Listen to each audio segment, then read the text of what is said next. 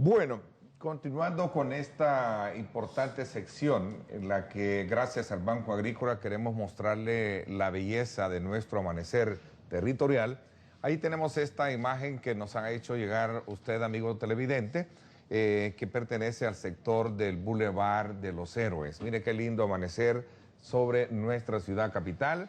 Eso es parte del paisaje que obviamente nos motiva y nos ayuda a reflexionar lo importante y lo lindo que es nuestro país. Póngale muchas ganas.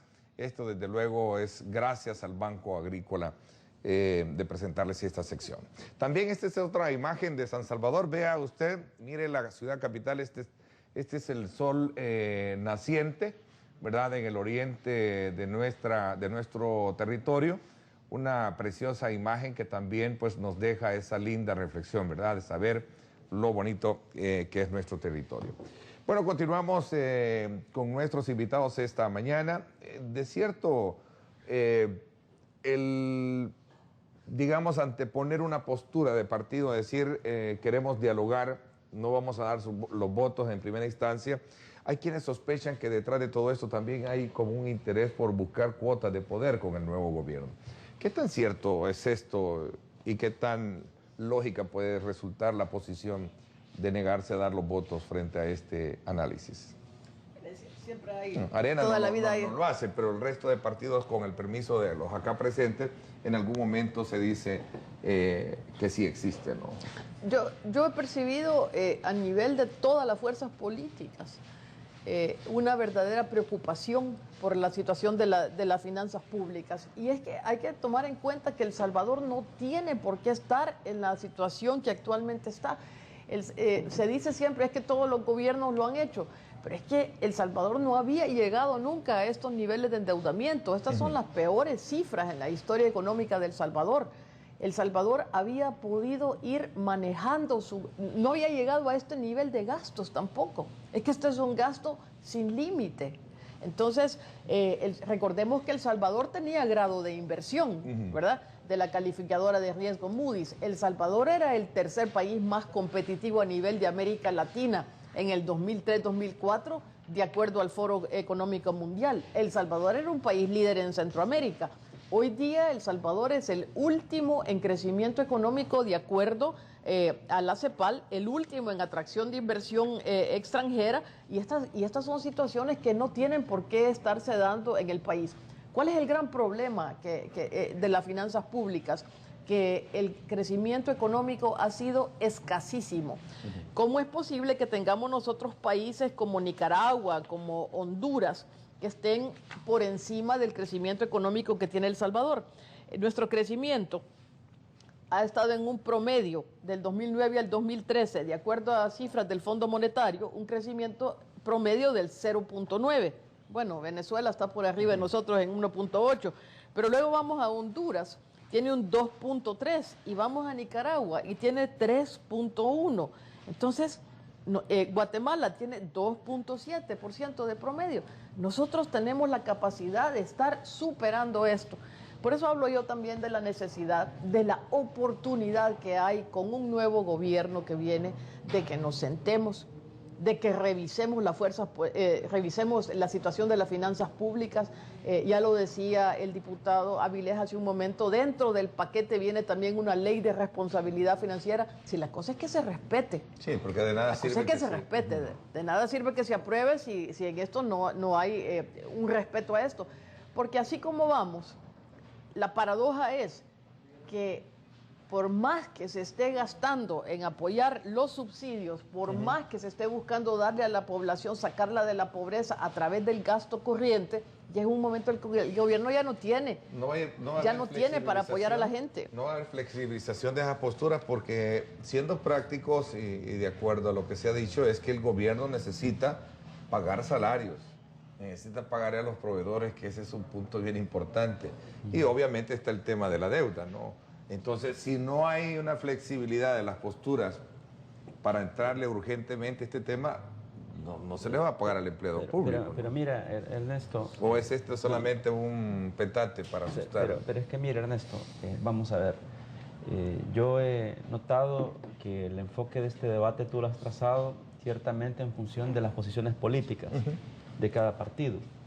Pero te quiero decir que creo que es más o menos la posición de nuestros colegas y del resto que no están presentes en esta mesa, que en temas de esta naturaleza ciertamente tendremos que tomar una decisión política, pero a la luz también de datos que debemos de revisar con mucha responsabilidad. O sea, ¿qué significa? Porque vas a ir a votar a un plenario por las reformas que te he mencionado a guisa de ejemplo, sin tener claridad cómo impactan, qué generan en un momento en que prácticamente se resiente un poco margen en los bolsillos de los salvadoreños. Esas cosas uno tiene que tratar de ser frío, pero responsable para tomar la mejor decisión. Lo que el Ministerio de Hacienda, por ejemplo, nos dijo en la reunión privada que tuvimos en Casa Presidencial fue lo siguiente. Miren, con la reforma del 2010 recogimos 97 millones de dólares. Con la del 2011, 40.5 millones de dólares. Y con esta que estamos presentando, queremos recoger 206 millones de dólares. Bien. Y tratar de tener liquidez con la emisión de los 800 millones. Hasta ahí, digamos, como explicación, uno lo entiende. Pero le falta algo a esto. ¿Qué es ese algo que le falta? Lo que le falta es que hemos insistido hasta como discursito trillado que El Salvador necesita un acuerdo marco para avanzar. Y con estas acciones, en la víspera de la llegada de un nuevo gobierno, francamente para mí se pega un golpe, pero bien fuerte en la mesa, al diálogo. ¿Y qué significa ese nuevo marco Significa, por ejemplo, en que nos pongamos de acuerdo en 3 o 4 cosas de nivel estratégico, no a cogobernarle al presidente Sánchez Serén. Este tema, el tema fiscal, por ejemplo, ese tendría que estar en la mesa. Y con responsabilidades de distinto origen, lo que le toca al Ejecutivo, lo que le toca al Legislativo y a las distintas instituciones del Estado. Pero resulta que por la prisa, por la necesidad que se tiene, se trata de impulsar esto de forma lo más rápido posible y se olvida por completo que en un esquema de diálogo las cosas no se hacen de esta manera. Si es que es cierto, en el inicio de la administración Funes se dotó de recursos necesarios para que ese gobierno pudiese funcionar, pero ¿quién dice que tenemos que volver a actuar de la misma manera en este contexto? Ciertamente hay cuentas por pagar, el gobierno las necesita, pero ¿por qué no lo planteamos en una mesa y lo discutimos con la mayor seriedad posible? Y ojalá sacudidos lo más posible de los planteamientos politiqueros. O sea, hagamos el esfuerzo por lo menos, pero no, volvemos a recurrir a la misma manera de proceder, al mismo método, ¿verdad? Donde hay que hacer las cosas rápido porque urgen, donde las posiciones políticas se limitan al hecho de si vas a votar o no vas a votar, y entonces ahí el país pierde. Yo creo que el diputado Avilés está poniendo el punto sobre la IES. Es que la Asamblea tiene una labor de vigilancia sobre el manejo de las finanzas públicas, pero la aprobación de préstamos en la Asamblea se volvió un mero trámite, se volvió una cuestión de votos. Hay los votos, se pasa el préstamo sin análisis profundo de ver cómo esto va a venir a afectar o cómo esto va a corregir o cómo esto va a apoyar las necesidades de la población. Esto es la cuestión que ya no puede seguir siendo un mero trámite. La misma Constitución de la República manda que el presupuesto debe ser un presupuesto equilibrado. Es decir, que todos los gastos que ahí se presenten tienen que estar respaldados por ingresos. Eso se ignora. Esto totalmente se hace de un lado y el gobierno sigue presentando presupuestos que son irreales, como le llaman, presupuestos mentirosos, donde no se toma en cuenta un montón de gastos y al final del año hay que estar viendo cómo eso se viene a cubrir. Entonces, eso es algo que tiene que corregirse y que los mismos diputados en la Asamblea Legislativa tenemos que ver cómo hacemos y ejercemos esa labor de vigilancia del manejo de las finanzas públicas. Pero hay que pagar salarios urgentes, si no, el primer año de gobierno, del nuevo gobierno, va a tener serias complicaciones. Hay que pagar salarios, hay que pagarle a los proveedores que ya llevan 6 meses de no recibir todavía, digamos, el dinero de una inversión que estos ya hicieron. En el caso de la democracia cristiana, Y ante la pregunta concreta que hacía Ernesto, que qué tipo de acuerdos buscamos los partidos políticos en esta coyuntura, queremos dejar bien clara la posición de que nosotros, como Democracia Cristiana, no buscamos cuotas de poder, no buscamos, y lo hemos dicho ya reiteradas veces, no buscamos prebendas personales o partidarias. Lo que buscamos es que se hagan las cosas bien, que el gobierno realmente empiece a agarrar el rumbo que realmente el país necesita para salir de la crisis económica en que estamos en este momento. Y realmente, cuando uno revisa la situación que está el país en este momento, nosotros sabemos que es responsabilidad de todos los salvadoreños, principalmente los que estamos ejerciendo algún tipo de cargo, como en el caso nuestro, que estamos acá, Asamblea Legislativa. No podemos abandonar realmente al gobierno en un momento determinado. Si de hecho va a haber que ayudarles a salir adelante, aprobarles más de algunas de las cuestiones que acá están planteadas, sino en su totalidad, pero hay que ayudarle al gobierno a salir adelante, porque el gobierno es de todos, el gobierno no es solo de un sector, sea que hayamos votado o no hayamos votado por este gobierno, ese es el gobierno de El Salvador y hay que respaldarlo. Lo que estamos tratando de establecer en este momento, y que creo que hemos coincidido todas las fuerzas políticas, es de que ya no podemos ir a levantar la mano solo por buena fe y que los resultados no se ven, sino que hoy lo que necesitamos es ver esa contraparte, ver cuál va a ser ese compromiso del nuevo gobierno para, con responsabilidad, hacer el gasto público. ¿Por qué darle tanta vuelta al tema de ser más disciplinado, de tener un mejor, digamos, estilo de cómo manejar los fondos públicos, si hay un acuerdo de sostenibilidad fiscal que se firmó precisamente con un acuerdo de partidos? ¿No es ese un instrumento, digamos, vital para poder hablar de entendimientos con el nuevo gobierno, decirle, ok, le vamos a dar el aval, pero vamos a cumplir esto que ya está pactado, esto que ya está escrito, ¿no? Es que ese acuerdo que se firmó en octubre del 2012 y que lo suscribieron todos los partidos políticos, todos. Ese acuerdo donde hablaba de bajar el gasto corriente, donde hablaba de bajar el nivel de endeudamiento, donde hablaba de bajar el déficit fiscal, claro, no de un día para otro, pero sí de que se iba a ir moderando el gasto corriente de manera pues que progresivamente se llegara a ciertas metas. Es que lo ignoraron. Ni siquiera puedo decir que dijeron, mire, fíjese que no podemos cumplir. No, es que como que nunca existió. Eso es lo que no puede pasar en un país como esto. No puede haber utilizar, digamos, voy a decir la palabra utilizar, porque nos utilizaron a todos y nos dejamos utilizar. El gobierno pedía la emisión de los 800 millones, firmamos todos los partidos políticos la emisión de los 800 millones de bonos, a la par un acuerdo de responsabilidad fiscal, el cual el gobierno totalmente ignoró.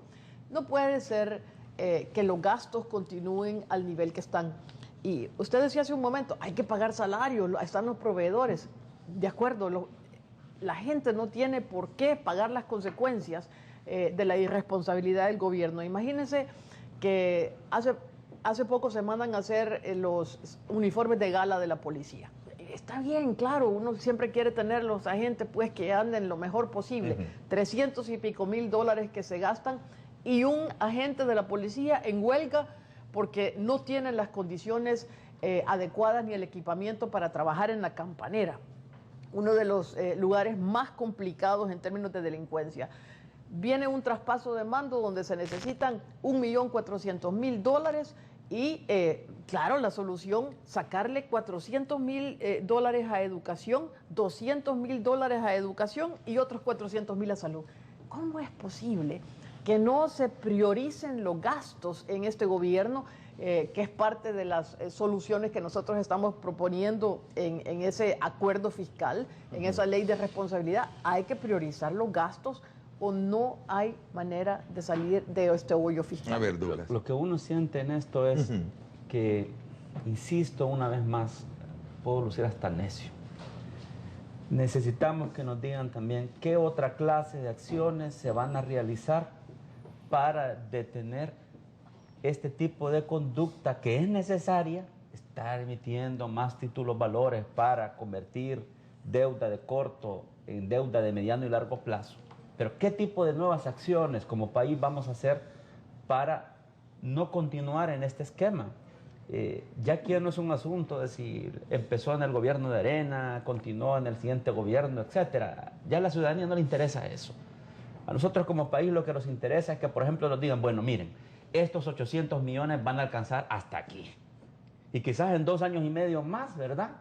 Nosotros necesitaríamos haber generado productivamente X cantidad de millones para poder salir adelante. Y para lograr eso, vamos a hacer esto, esto y esto. ¿Empujamos juntos el barco? Bueno, pero 800 millones ahora, después quién sabe si a medio camino va a ser necesario por la misma situación de liquidez otro paquete de otros tantos millones. Pero en el horizonte debemos de tener claro, al menos yo lo planteo, aunque no lo hemos discutido en mi partido, como Cambio Democrático, necesitamos claridad de acciones de nivel estratégico para saber qué más le puede aportar el país a la productividad para no tener que seguirnos endeudando sin límites. Mira, datos para la ciudadanía, porque los ciudadanos no tienen acceso a información privilegiada y es importante que la sepan. El gobierno nos ha dicho lo siguiente: con el impuesto al débito de las operaciones financieras se piensan recoger 110 millones de dólares. Con el impuesto a la propiedad suntuaria no productiva, 40 millones de dólares.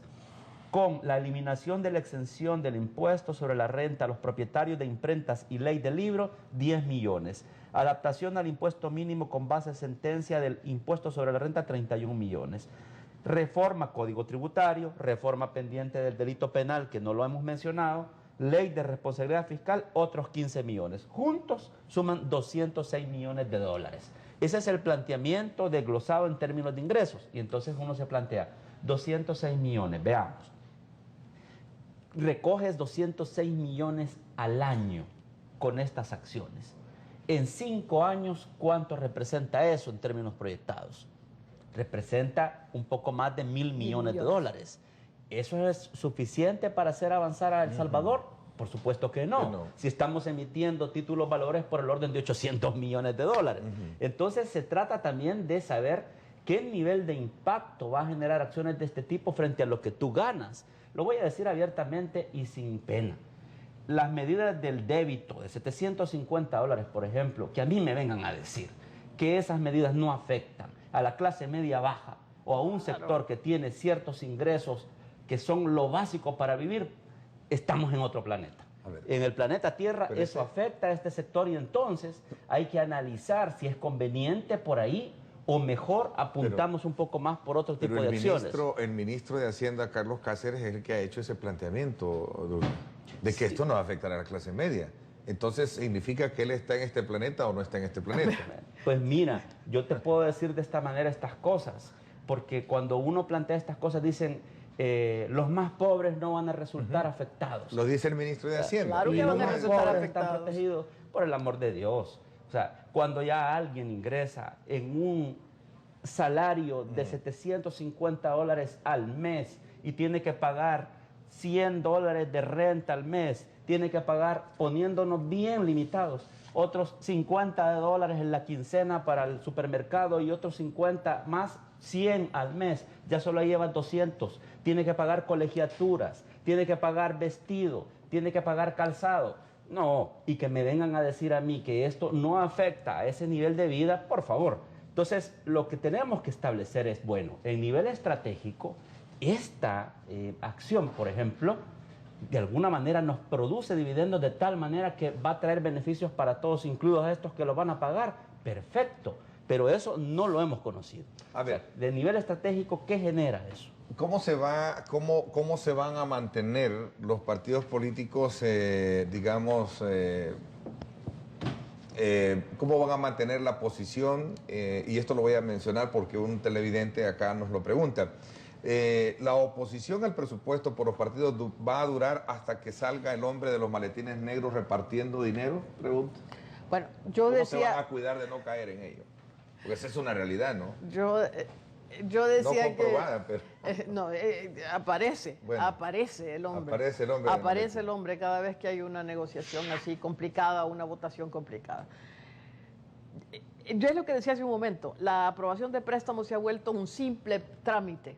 Probablemente algunos de miembros o representantes en la Asamblea Legislativa no se habían dado cuenta de cuál es el daño que se le está haciendo al país y mucho menos se habían percatado de cómo afecta a la población este despilfarro, porque seguimos insistiendo que ha habido un despilfarro. Hay un despilfarro cuando los gastos son mayores que los ingresos y cuando no hay manera de ir reduciendo esos gastos. Entonces, la situación es que los salvadoreños de mediana clase, los de la situación de mayor vulnerabilidad, las pequeñas y medianas empresas van a pagar estos impuestos. Lo que se está diciendo, y creo que la razón por la cual se le ponen impuestos a las propiedades suntuarias es para decir que los ricos, que esto va para los ricos. No, esto no va para los ricos. Esto va para las personas que más necesidades tienen. Entonces, y lo decía, lo escuchaba el otro día también en un canal de televisión, una persona que va a importar o que va a comprar una cantidad de bienes para luego revenderla, esa persona que va a comprar en grande va a emitir un cheque, va a hacer una transacción financiera, va a pagar un impuesto. Por supuesto que eso se le va a trasladar luego en el detalle a la persona que consume. Así que toda la población va a pagar estos impuestos. Ana Vilma, una acotación, perdona, porque usted decía algo y se lo digo con todo respeto porque yo estuve en la negociación. Usted decía hace un rato que como que fuimos sorprendidos en nuestra buena fe cuando firmamos aquel acuerdo de sostenibilidad fiscal en la Asamblea y no nos cumplieron. De buena fe apoyamos. Quiero decir que en mi caso yo lo hice con total conciencia sabiendo que aquel acuerdo lo estaba suscribiendo para posibilitarle al Ejecutivo que pudiera pagar las cuentas pendientes. Esa es la verdad. Y en el caso de las reformas de los compromisos que se establecían, de empujar una reforma tributaria, de detener la deuda, etcétera, sabía perfectamente, y lo dije en la mesa, que si no establecíamos una reforma legal que fuera por ministerio de ley, que estas cosas se hicieran, era bastante difícil, y que, por cierto, ahora es uno de los proyectos de ley que nos envía Hacienda. Es que eso precisamente dijimos, que era necesario y todos lo hicimos. Y quizás la palabra no es sorprendido, pero la palabra es, sí nos engañaron en el sentido que luego ese acuerdo fiscal, es que a mí me impresiona que simplemente desapareció. Es como que nunca se hubiera firmado y cuando lo mencionábamos era total, ¿cuál acuerdo? ¿Verdad? ¿Cómo se van a cuidar los partidos políticos del hombre del maletín negro? Voy a dejar una pregunta, se le voy a dar la palabra al diputado Marín para cuando regresemos, porque ya tengo compromisos de publicidad. Esta es una pregunta que indiscutiblemente debe de salir en el debate porque la historia, la experiencia en el pasado, pues ha sido casi muy parecida, ¿no? Que las posiciones de los partidos muy arraigadas cambia de la noche a la mañana y por ahí sale en el debate legislativo pues la compra de esas voluntades. ¿Cómo los partidos políticos van a cuidarse en este caso de no caer en esa tentación de cambiar por intereses, por cuota de poder, lo que podría ser en este caso sus posturas con relación a este tema? El voto 56. Así es, el voto 56. El voto de oro. Sobre todo porque hablando de aritmética legislativa, entiendo de que para poder establecer parte de este paquete de reformas, el partido que va al gobierno o partido en gobierno parece que ya tiene los votos. Solo creo que dependería de un disidente voto que ha tenido el partido Gana, que lamentablemente también no nos acompañó.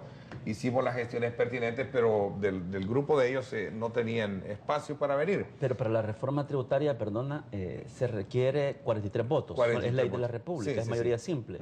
Para la emisión de títulos valores ahí hay un problema. Por eso yo hablaba de las reformas y qué bueno que acotas en eso, porque es bien interesante entender los dos tipos de votaciones y los dos tipos de peticiones que se están dando en este contexto, ¿no? Que se necesita mayoría simple o calificada, no es la simple, ¿no? En el caso, insisto, de la reforma tributaria, de todos estos impuestos, con 43 votos se aprueba. Es suficiente. Exacto. Y en el caso de los títulos valores, los 800 millones, se requiere mayoría calificada, 56 votos. Ok, interesante. Voy a una pausa comercial, le doy la palabra a diputado Marín. La gran pregunta es, ¿cómo cuidarse del hombre del maletín? ¿Verdad? Vamos a una pausa comercial, gracias por estar con nosotros. Recuerde, esta tarde en directo con Ernesto López Radio, vamos a conversar con el doctor Claudio de Rosa y también con César Villalona, ¿verdad? Ambos son economistas, asesores de la fracción de la Arena y también del partido FMLN, sobre el tema de la reforma fiscal desde la perspectiva más técnica, más especializada. Así es que no se lo vaya a perder hoy a las 6 de la tarde en directo con Ernesto López Radio por 107.7 Fuego, que es una estación también del grupo radial Megavisión.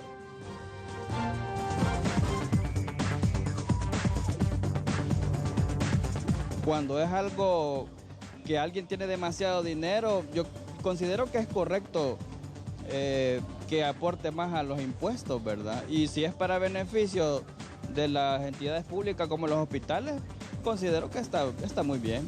Si los pueden pagar, está bien la medida, ¿verdad? Siempre y cuando no se afecte el bolsillo de los que realmente sí lo necesitan y no pueden, ¿verdad? Los más afectados somos los más pobres, ¿verdad? Entonces hay que estudiar bien ese punto para lograr el objetivo, porque si no, los pobres salimos más fregados.